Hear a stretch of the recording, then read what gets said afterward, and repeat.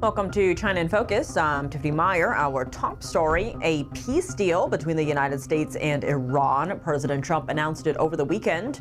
What decisions will China make following the major change? President Trump arriving in France for the G7 summit after striking a peace deal with Iran. Among the issues topping the agenda is the threat posed by a surge of low-cost Chinese exports. But how likely are the U.S. and its allies to reach a consensus on how to respond? Chinese products kicked out of U.S. federal agencies. U.S. authorities discovered 22 Chinese manufacturers falsely labeled their goods as made in America and removed them from federal agency procurement lists. And from the UK and Italy to France, Japan's prime minister is forging a new partnership linking Europe and the Indo-Pacific, strengthening security ties in response to rising challenges from China.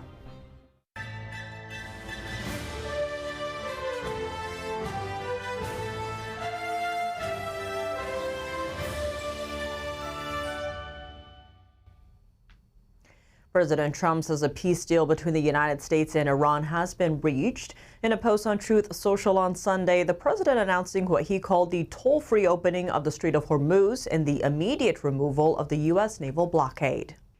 He wrote, "Ships of the world, start your engines, let the oil flow." The deal was first announced by the Pakistani prime minister. Iran has signaled it may delay implementing parts of the agreement until the formal signing takes place. The agreement also sets a 60-day framework to address Iran's nuclear program, including its highly enriched uranium stockpile. Vice President J.D. Vance reacting on Fox News, calling it a big moment for America. He highlighted three major achievements and what they mean for Americans. First, the Strait of Hormuz will be immediately reopened. And second, Iran will never be allowed to have a nuclear weapon. Third thing is, and this only happens, to be clear, if Iran delivers on their promise. And so there's an approach here where we verify and where there are real benefits so long as Iran meets their end of the obligation. But if the Iranians comply with this deal, it is going to fundamentally transform the Middle East for the next 50 years. It's going to end the war. It's going to make the Middle East more investable. It's going to mean a lot of prosperity, lower energy prices for the American people. Vance says the U.S. won't pay Iran in exchange for signing the deal. Vance confirms he will attend the signing ceremony this Friday in Switzerland. He says it's possible President Trump himself will be there as well. War Secretary Pete Hegseth says military pressure, not diplomacy alone, forced Tehran to negotiate. He says any deal will permanently block Iran from obtaining a nuclear weapon. Iran will never have a nuclear weapon. Never. Full stop. And we're going to verify everything. Nuclear material will be destroyed and removed. The nuclear program will be dismantled. This is not the JCPOA was a path to a bomb. What this deal will be a wall to a bomb. When asked if U.S. troops could be involved in securing nuclear materials, his response was, all options are on the table. And regarding China, during the conflict in the Middle East over the past several months, China reduced its oil imports. Nobody really understood why. It remains to be seen whether China will resume its imports after the deal is signed. If it does, experts expect inflationary pressures to rise. President Trump attending the G7 summit in France, a gathering of 7 major advanced democracies. The summit started on Monday and will last until Wednesday. What are the main goals? NTD's White House correspondent Mario Tsu is on the ground in Geneva.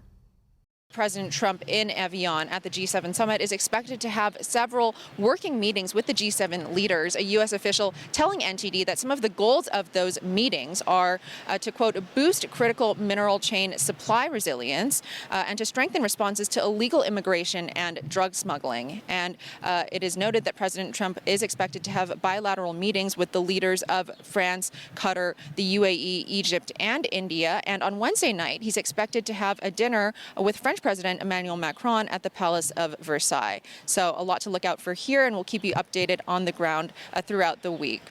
Alongside the Ukraine war and the Middle East, how to deal with the surge in Chinese exports is also topping the G7's agenda. French President Emmanuel Macron has carved out time for leaders to discuss how to balance trade with China. This comes as a flood of Chinese exports are pushing some industries in Europe to the brink. Chinese exports are cheap because they're backed by state subsidies, making it very hard for Western counterparts to compete. And now there are fears that Chinese exports could harm certain industries in Europe, including steel, batteries, and electric vehicles. Following U.S. tariffs on China, many Chinese exporters redirected their goods to Europe, worsening the situation. It's a situation Treasury Secretary Scott Bessent had warned about. He said he had cautioned Western allies that without trade protections, a surge of Chinese exports would damage their economies. The impact is reflected in the EU's growing trade deficit with China, which reached nearly $400 billion last year. That marks an 18% increase from the year before. An international relations expert said the chemistry between President Trump and G7 leaders has recently been strained over the Iran war, but the China issue could help unify the group. The hidden agenda is to try to how to work to govern the world short of China. So they're concerned about security issues in regions like the Middle East, in the Horn of Africa, Russia, Ukraine. They are concerned about technological race, AI, critical minerals. However, it remains to be seen whether the European Union and the U.S. will move together to address the trade imbalance with China. The EU is hesitant to impose unilateral tariffs, fearing it would spark a trade war. Its 27 member states are also divided on how to deal with China. The union's largest economy, Germany, has been reluctant to impose tariffs on China, its biggest trading partner. Last week, Macron held a video conference call with several G7 leaders to discuss global imbalances. A Chinese premier was also included. French officials say this is Macron's last-ditch effort to pursue a cooperative approach before the EU decides whether to take a harder line on China. Over in the U.S., a senior Trump administration official said Saturday that Washington is not waiting for the world to reach a coordinated response to China's behavior. The official added that the U.S. is already taking action through a variety of measures. President Trump has invited Chinese leader Xi Jinping for a White House visit in September. Chinese manufacturers falsely claiming their products were made in America to evade U.S. tariffs. Now, 22 of them can no longer sell to U.S. federal agencies. The Trump administration barred federal agencies on Friday from purchasing their goods. The enforcement took place after a 3-week probe stemming from an executive order issued by Trump, requiring federal agencies to aggressively target fraudulent Made in America claims. The probe into these Chinese manufacturers was triggered after New York-based Sherrill Manufacturing raised concerns about certain competitors. The company said China-based firms were falsely claiming domestic origin on a government procurement platform. It also said those products were only partially assembled in the United States and cannot be called Made in America. Sherrill Manufacturing is the only remaining manufacturer of 100% American-made stainless steel flatware. Taiwan is taking a page from Western intelligence agencies. The island nation is launching a new website aimed at gathering information from Chinese nationals unhappy with life under Beijing's leadership. Taiwan's National Security Bureau says the online platform allows Chinese citizens to share information about political, military, economic, and social developments inside China. The agency says several people unhappy with Chinese leader Xi Jinping's regime have already made contact through the site. Taiwanese officials point to Beijing's slowing economy, strict political controls, and growing social pressures as factors contributing to public frustration. The website also features an AI-generated video depicting a Chinese regime employee watching as colleagues are suddenly investigated and removed from their jobs. Taiwan says the video highlights fear and uncertainty among people living in China.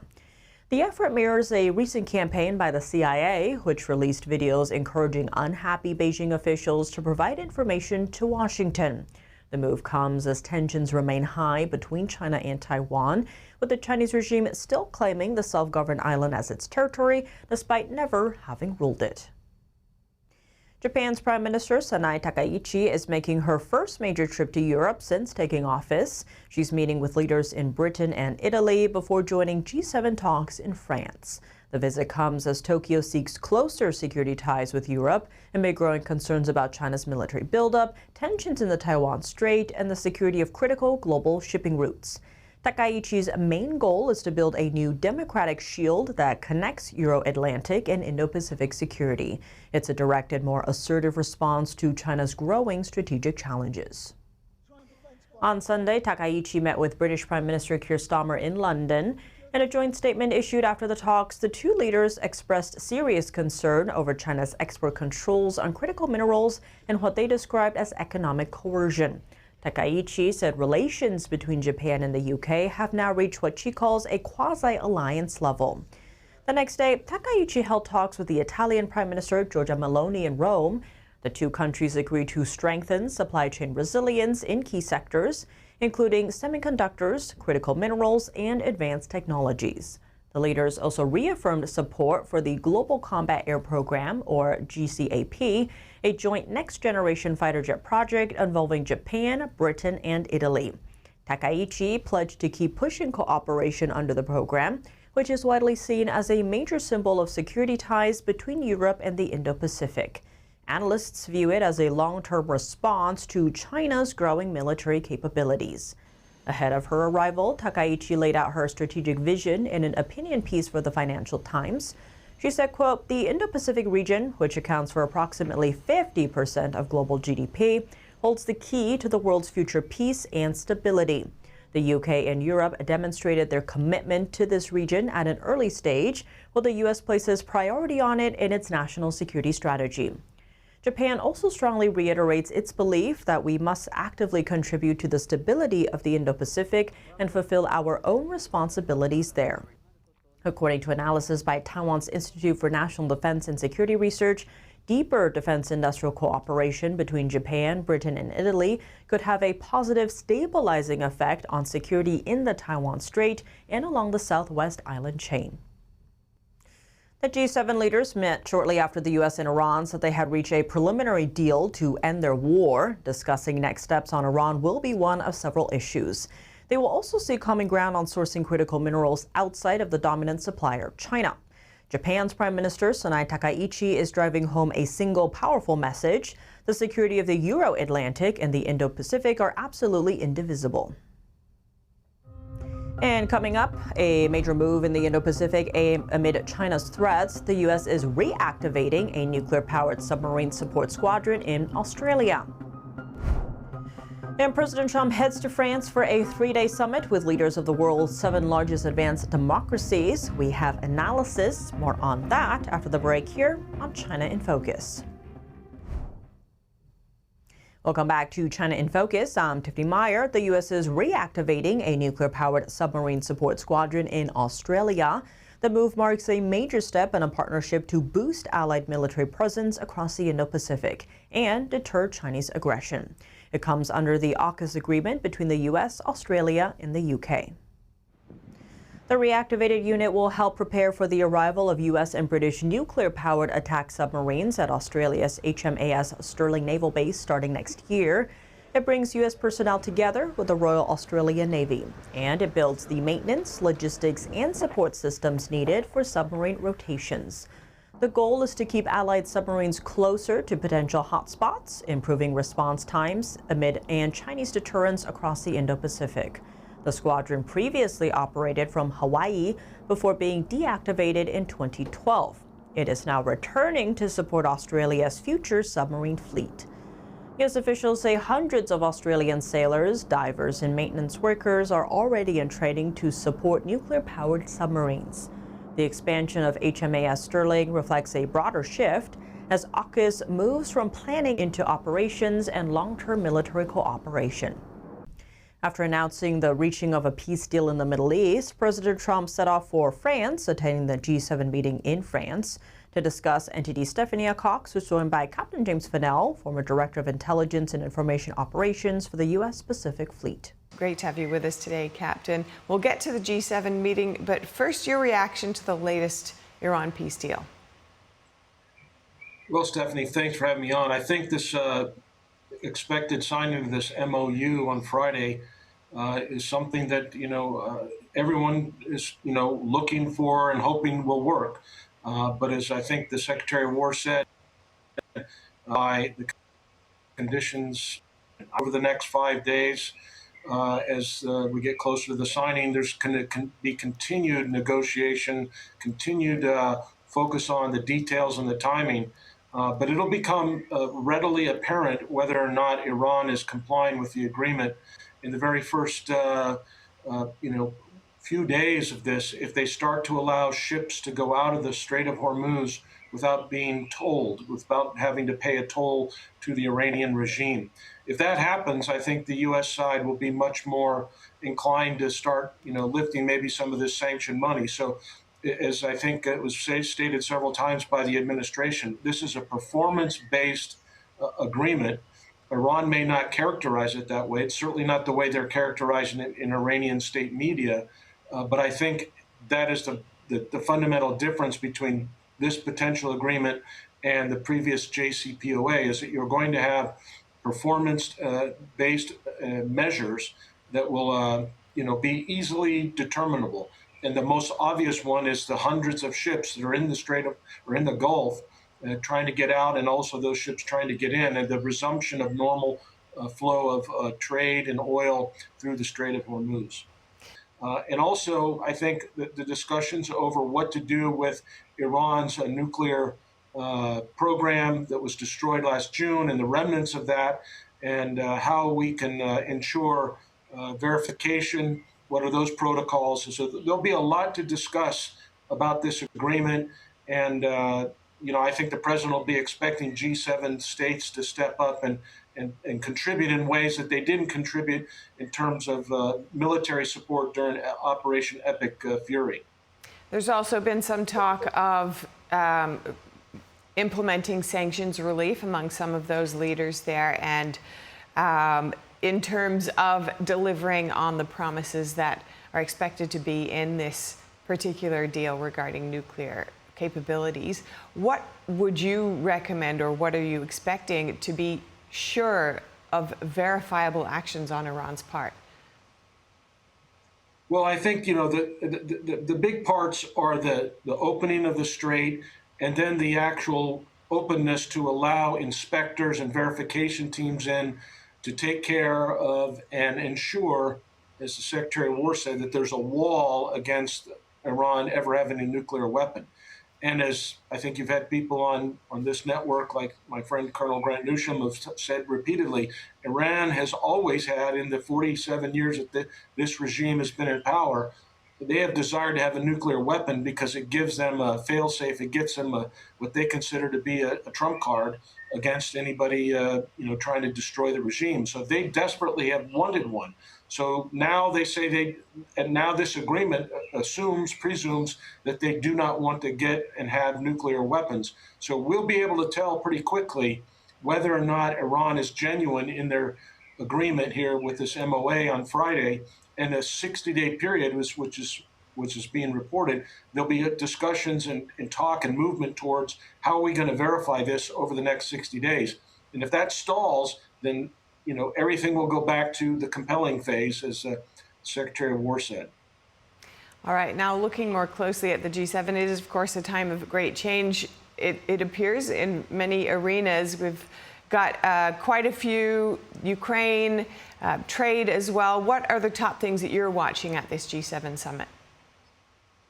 Well, I think there's been a natural, since this whole event against Iran and the previous efforts by President Trump in his first administration and the second administration to bring the European Union and NATO into, more contribution to the collective security of these nations. I think there's going to be discussion about that. We heard the Canadian Prime Minister make a speech, I think, Sunday, or gave some talks on Sunday that said that, he was, basically saying the United States can't be an outlier. Well, I think President Trump's going to be reframing that for the Prime Minister of Canada and the others, which is to say, we're not the outlier. Your unwillingness to cooperate on threats like Iran or the energy situation and economic fair trade and things of that nature, I think that's where the discussion is going to be. And then also, as you noted, there's a big problem still left in the continent of Europe, in the Ukraine. And Even last night, the Russians attacked the capital and destroyed a very ancient monastery or a cathedral, and 9 people were killed. So the war is continuing in the Ukraine, and that has to be addressed as well. So I would expect that's going to consume a lot of their attention as well. One other thing that we should discuss is that Prime Minister Takaichi is making a recommendation at the G7 to talk about how to deal with China's essential control over rare earth elements and oil, or not oil, but other things, pharmaceuticals.